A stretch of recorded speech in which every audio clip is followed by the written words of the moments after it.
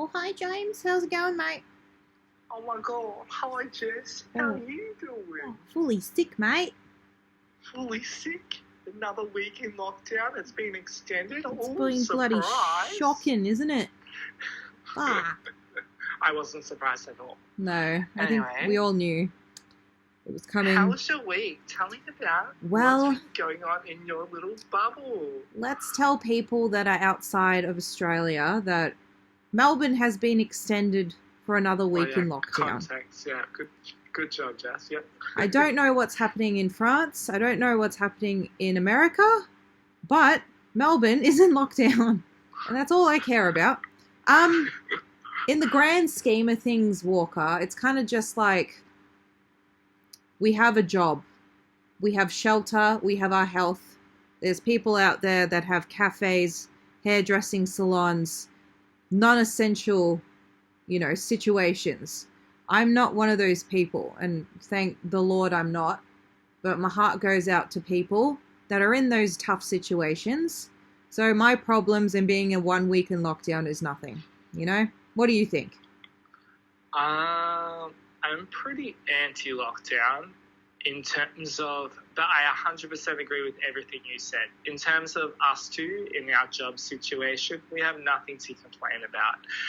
We're still going to work, we're still able, being essential, being able to do, those things. But my heart, the same goes out to anyone who is in lockdown and who is doing it tough. They only just announced funding, but there's conditions to that, like there always is. Centrelink, you've got to tick these boxes, otherwise you can't get anything. If you've got 10 grand of savings, we don't care. You've got to use that. You can't have any money from us. It's a lot of conditions, and I feel like for people who aren't in those, like you were saying, aren't in those essential jobs, it's really tough. I completely agree. And it's kind of just like by the time these people get their payments, which is a sliver, it's going to be weeks. They have to be, how Centrelink works. Yeah, I also feel the media's really hyped up this thing. So has the state government. Honestly, I was very surprised with Brett Sutton's use of words. People will die, people will die, people will die. He used it 3 times in his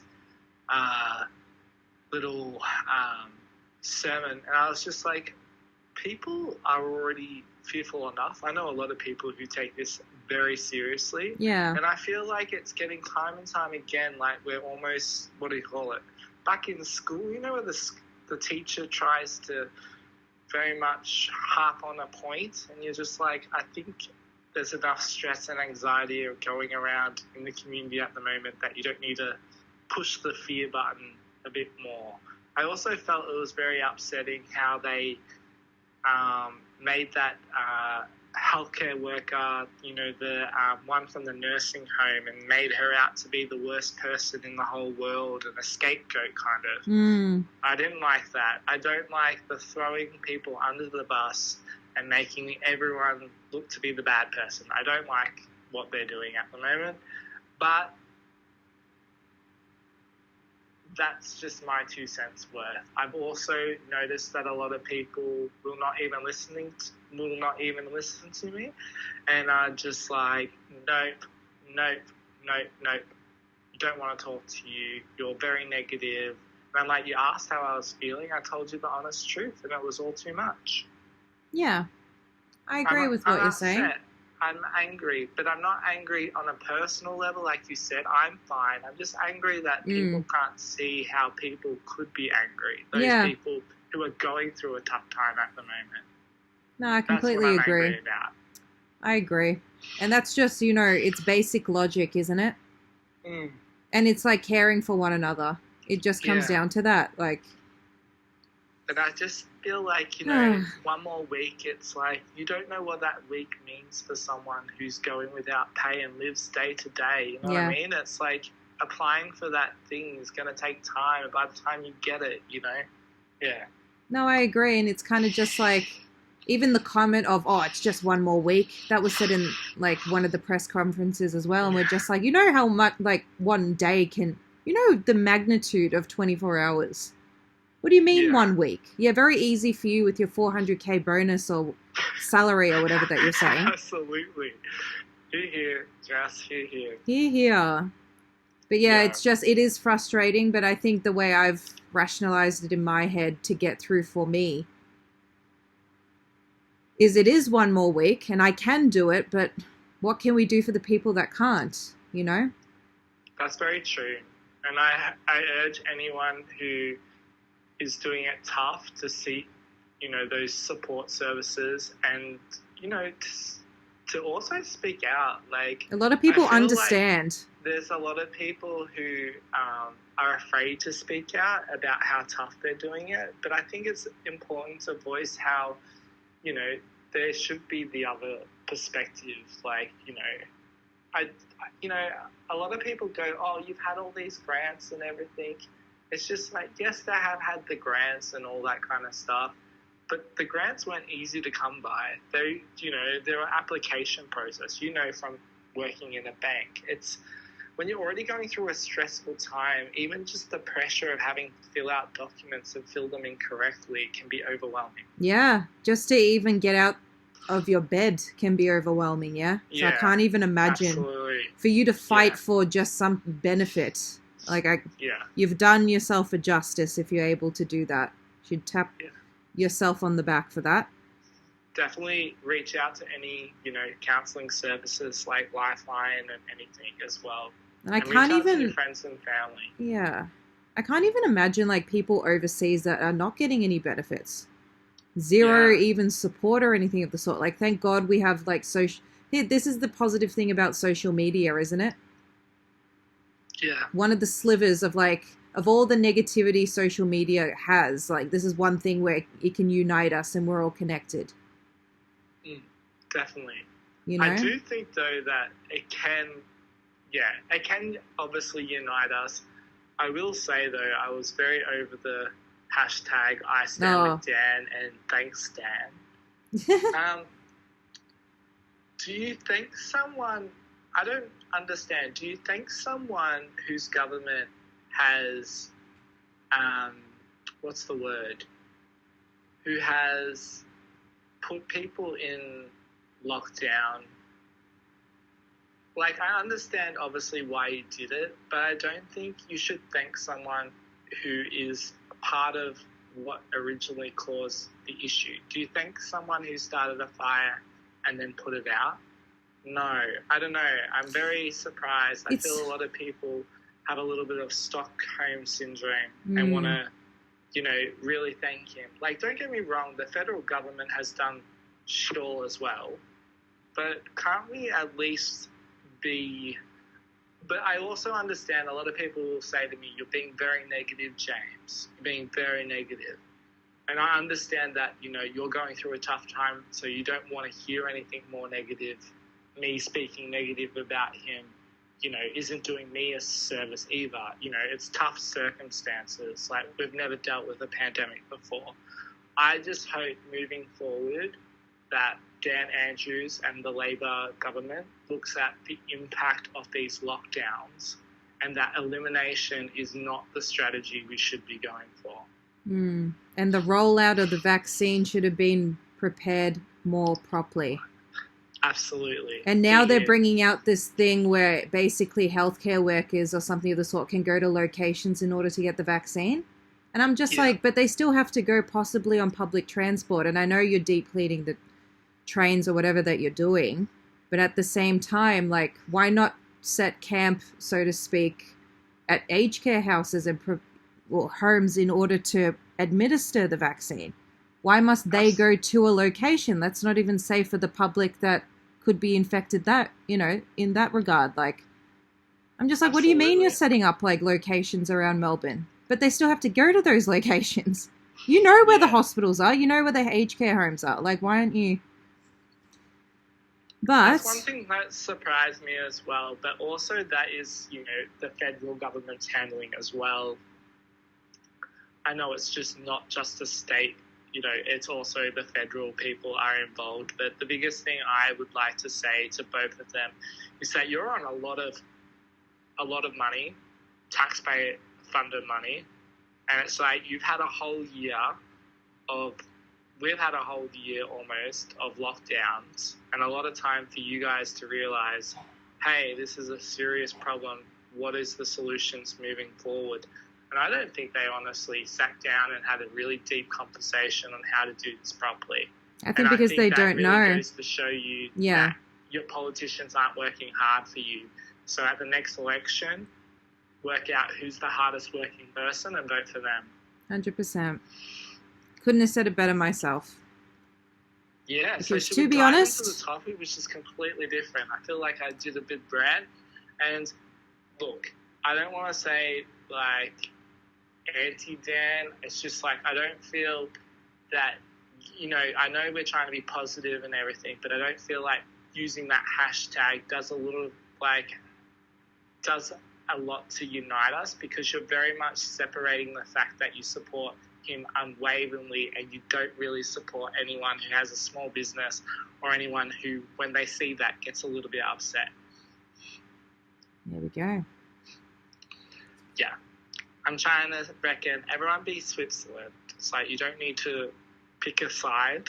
You just need to look at the problems and explain the problems and vote accordingly. And like even communicate change or communicate properly. Yeah. They have press conferences every day and it's the same thing, but you're not actually communicating. You know what I mean? You're only touching the surface. There's so much depth to these topics. Towards each other. Yeah. You know, anger from the media, anger from the politician answering the questions, and almost a little bit of arrogance. I see what you're saying, James. Yeah. But it goes both ways though. Yeah. Media and them. It's very hard. It's kind of just like how they're now recording. I've seen it on Instagram. I've seen it on Facebook, Channel 9 or whatever. How they're recording how there's a new strain in Australia and it was transmitted from 2 5-year-olds or something. And it was like breaking news, blah, blah, blah. But it's too negative for this type of mindset like that people are being forced to be put in with this lockdown. Don't you agree? Absolutely. And to be honest with you, I felt like it was absolute over-the-top media hype. They keep talking about medical experts. They won't mention names of the medical experts. I'm just very skeptical because we live in an age where we have to get out the press as quickly as possible to be the first story breaking the news. You know, Network 7 breaks the news. This is highly, contagious, passing from child to child. Like, we knew that children were carriers for a long time. I think nothing's really changed, and a lot of medical experts have come out since that report and said that nothing's actually really changed. Yes, this is contagious, but it's not more deadly, and it's not the type of Grim Reaper that jumps from person to person. You know, there was an animation the other night showing how the guy in Adelaide got it, and he got it, it just seeped its way through, jump thing, and all the people jumped onto it because the media was putting, I feel, a lot of fear into people.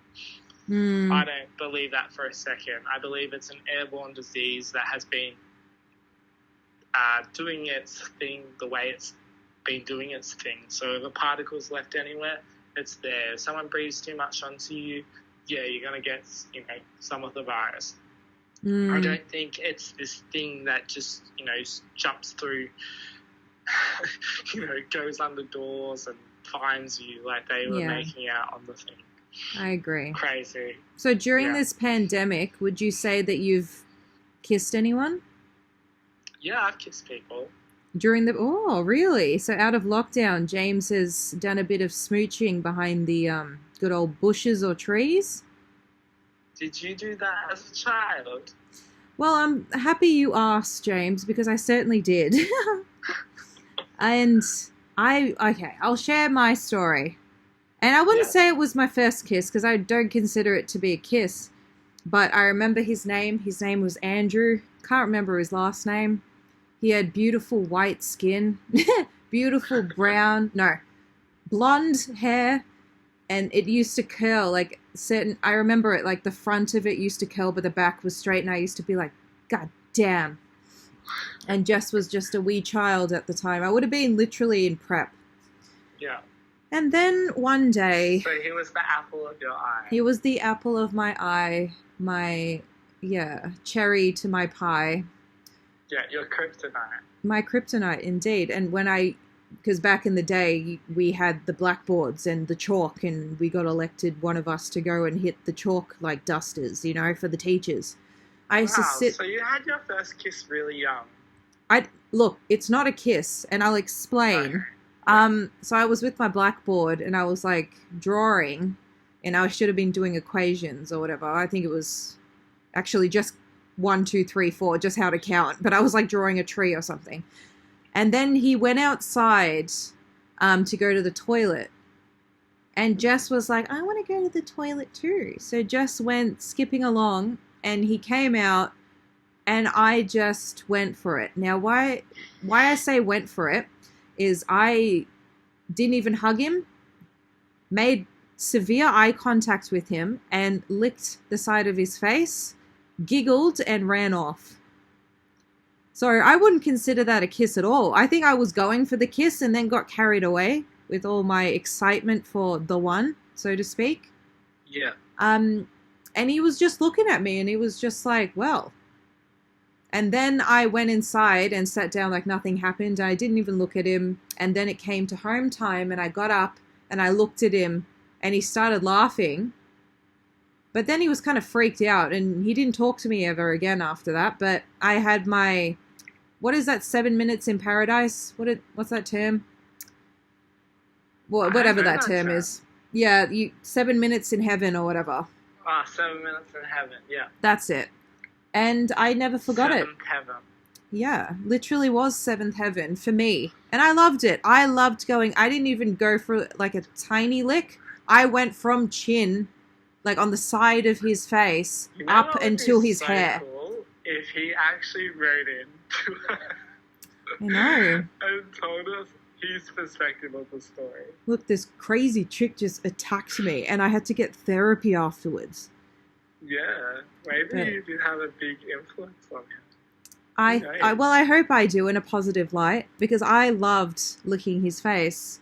Didn't think about it. I used to be like, ooh, cuties, playing on the playground, playing Tiggy and all of that.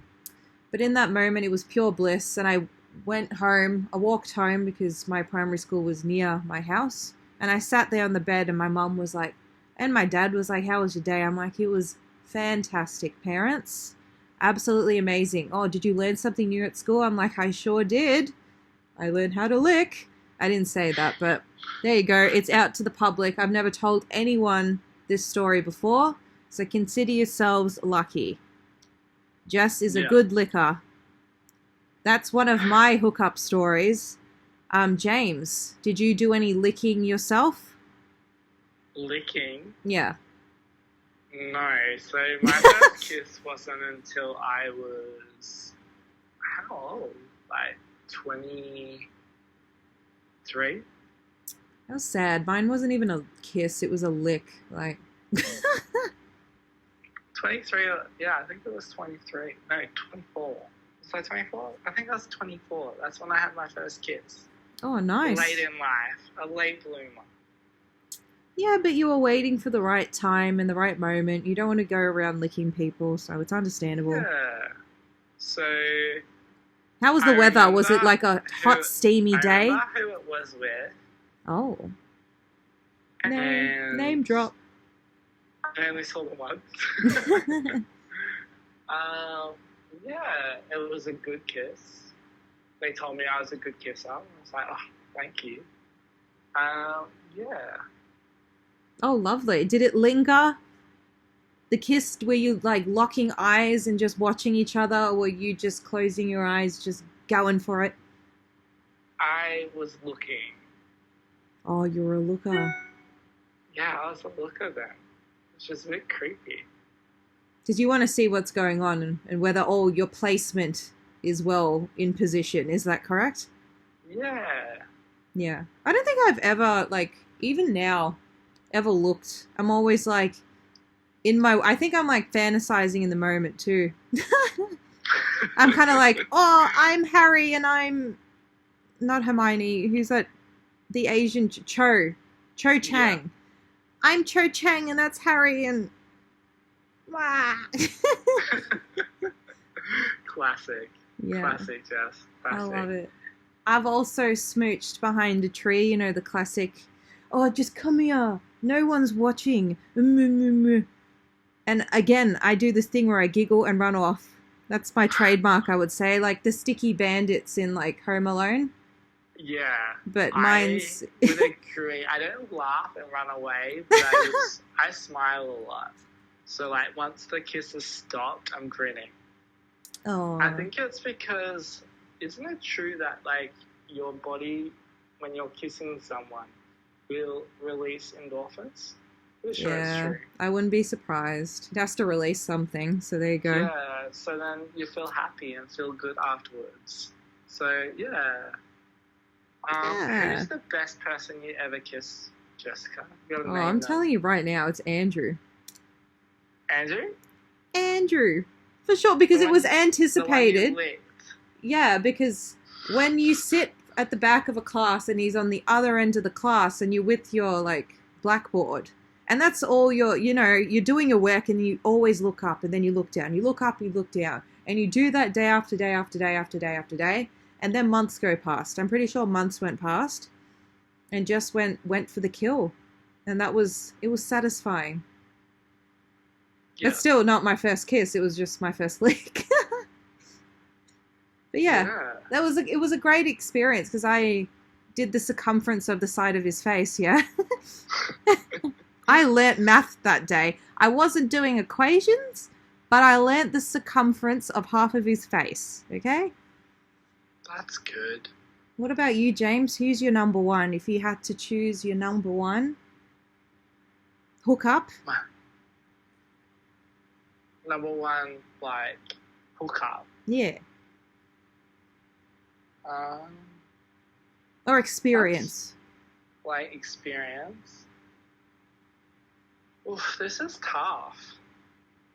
It is, isn't it? Because you have to filter through all the years and you're like, I don't know what I'm doing half the time anyways. What if it was just all in your head? Oh, like a delusion, like Shutter Island, how it's all in his head. Yeah, what if it's like, you know when you like someone and you basically make out all these things and these possibilities in your head of all this stuff, and then you realize that isn't what the other person feels. Well, it's kind of just like that thing. Away, it's just like, and that's what made it so good. But when you actually look back on it now, you're like, it wasn't that good. It's the journey, not the destination. Yeah. So, like, but you were putting that aside and there was other red flags, but you're like, oh yeah, I'm in love, but you actually weren't in love. Yeah, because it's the fantasy in your head, isn't it, that you're trying to please, and then when the reality happens, you're like, oh, that was actually nothing. This is why people sometimes don't go for their dreams. They like the possibility. Mm. You know, the possibility and dreaming about it in different angles and different, but it's not the real thing, but they love the fantasy. Yeah, I think I've got a bit of that problem in my, like, chart or star sign or something. I'm just getting a bit caught up in my head. Oh, but that's a phase. You know, we all go through phases. Yeah, I think so too. So... Let's tell the public. Let's play a game of Never Have I Ever. Oh, I can answer this one. Never have I ever kissed James. For everyone that's wondering whether we've gone out or kissed. We have not. We have not. We've never kissed. We've never kissed. Nah. We've never kissed. We've only hugged. Never dated. It was always kind of like a brother-sister dynamic, I would say, from day one. Yeah, we've kissed on the cheeks, though. Oh, yeah. I think yeah. We've kissed on the cheek. Bye, James. Bye, Jess. Mwah. Yeah. Yeah. Yeah, just, you know. But yeah, never have I ever. Let's do this. Go for it. Never have I ever had sex. Oh my God, James. I have, so. Oh, tell us. Well, I have. Everyone has. Have you? We've all been down that rabbit hole. Yeah. You don't really, like, Jeez. to be honest with you, you're a very private person. Yeah, I don't tell anyone. It's funny with me. I don't tell anyone, so I could even be lying now, true? Yeah. It's kind of one of those things where, I don't know, it's weird, isn't it? From high school, I've always been notoriously, no one knows anything. They're like, does she have a boyfriend? Does she? And everyone's like, oh, I don't know, actually. Not even my closest people know.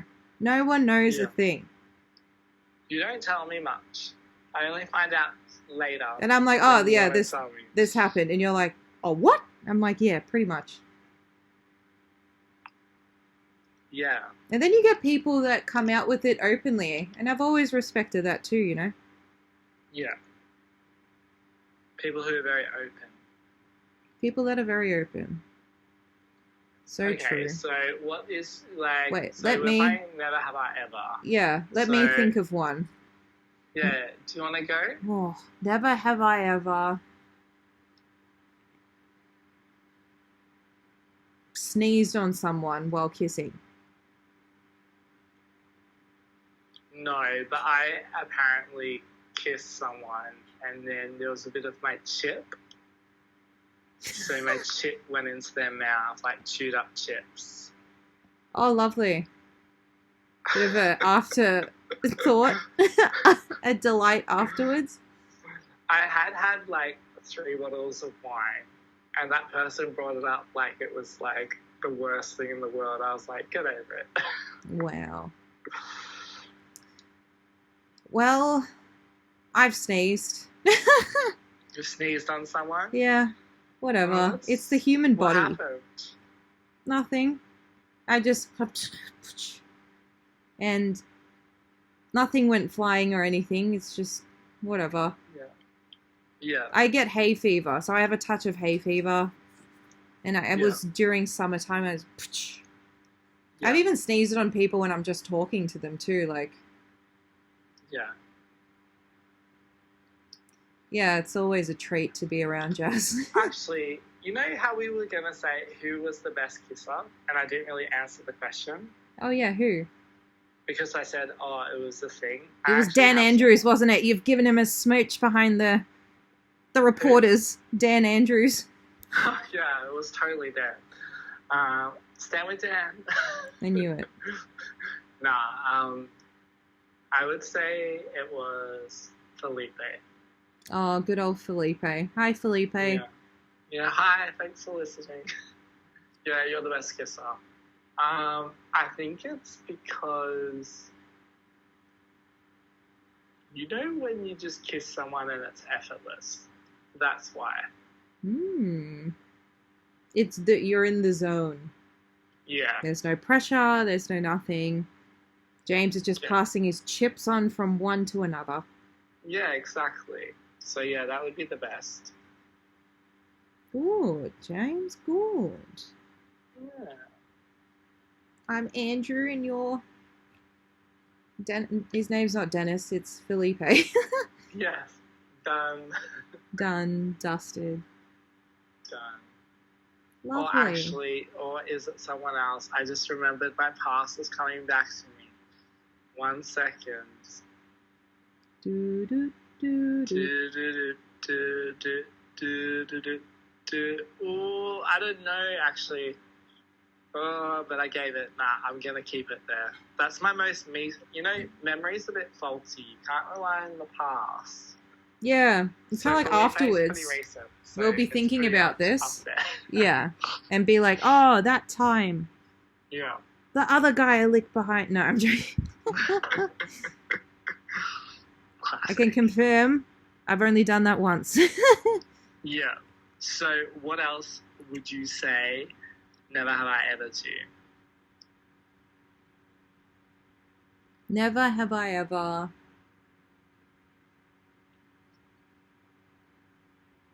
Oh my god.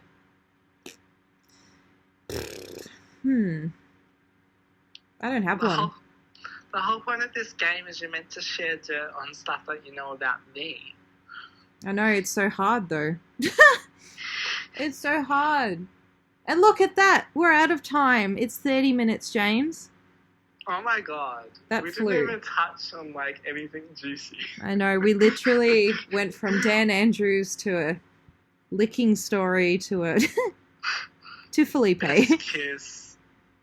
Yeah, best kisses, Andrew and Felipe. Well done. Congratulations, lads. Woo!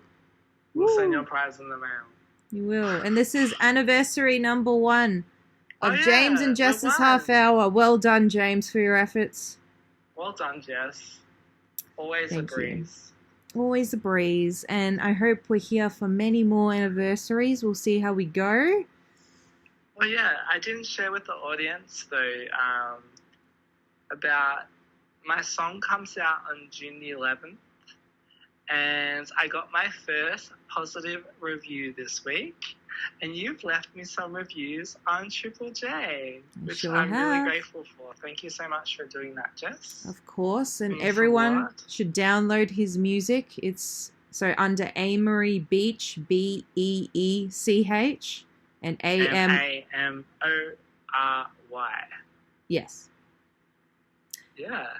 So, please do check it out on Triple J. Plenty more to come. James might be going overseas in order to perform one day as well. I'm keen to see him at Coachella. I'll be there, not licking well. anyone. Yeah. You'll be there on stage too. I'm sure of it. I'll be Lana Del Rey number 2. Yeah. Oh, my Lana Okay. Del Rey record came. And she sounds so different on vinyl. Really? Yeah, she does. But I In a love good it. way? Yeah, I love it. Oh. Well, you're going to Anyways. have to invite me when you can. Definitely. And we're going to have a little party. We will. Okay, All well, right. thank you so much, listeners. We're from on around YouTube. The globe. We're on We love YouTube. you for tuning into our little podcast, and we're so grateful. If you have any questions or suggestions for what we should talk about next, we would love to hear from you. Yeah. Thanks, Jess. Thanks, James. Bye. Bye.